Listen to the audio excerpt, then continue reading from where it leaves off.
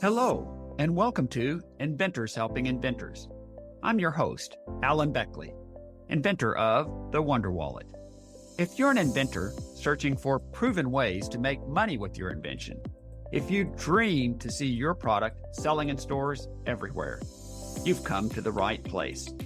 There's no better place to get help than from experts, inventors who've already achieved success. Every week, I interview successful inventors, asking them the questions you want to know. Tune in to learn from the experts so you can get your invention out of the tank and into the bank. Welcome to episode number 529. Today, it's Thursday, and that means it's time for another Thursday thought.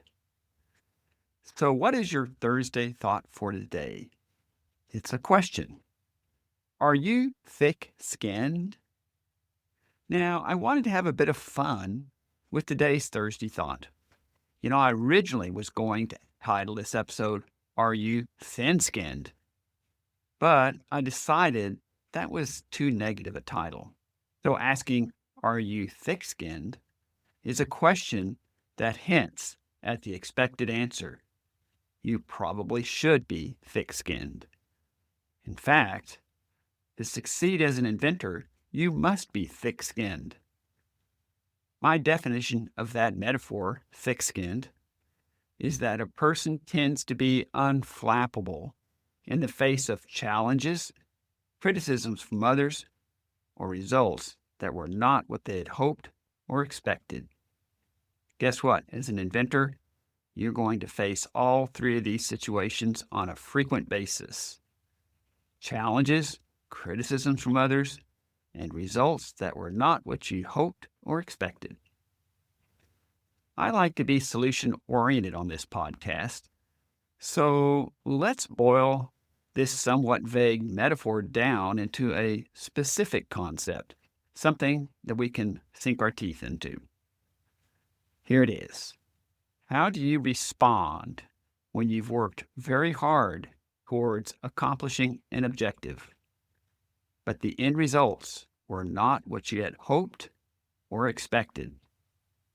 Do you tend to give up in frustration? Do you tend to blame others?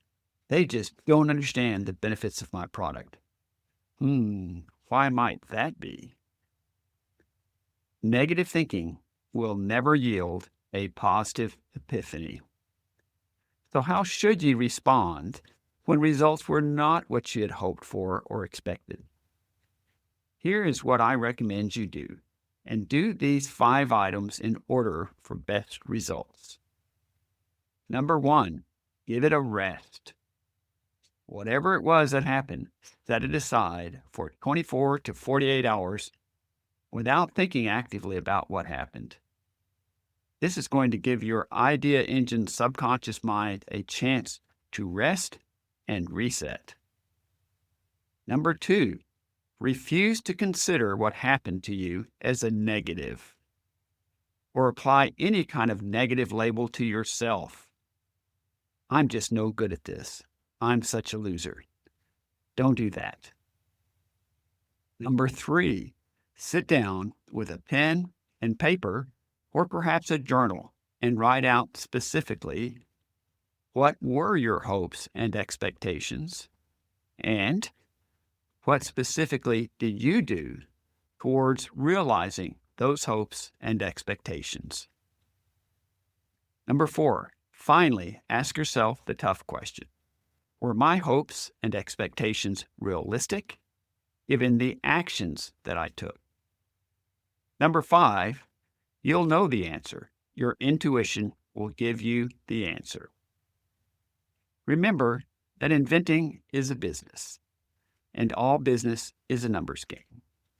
Babe Ruth was one of the best home run hitters of all time, hitting 714 home runs during his career. Amazing.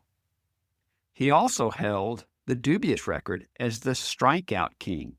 He struck out 1,330 times during his career. So for every home run, he struck out twice. So 2/3 of the time, he struck out. His was a huge success legacy in baseball. Are you looking at every setback that happens to you as a strikeout, then labeling yourself a failure? If so, stop that right now. Because, as I stated earlier, you'll never get a positive epiphany from negative thinking. Thanks, as always, for listening, and we'll be talking to you again soon. Thanks so much for tuning in to Inventors Helping Inventors. If you like the show, please tell your friends about it. Make sure to subscribe in iTunes or wherever you get your podcasts so you won't miss a single episode. Talk to you soon.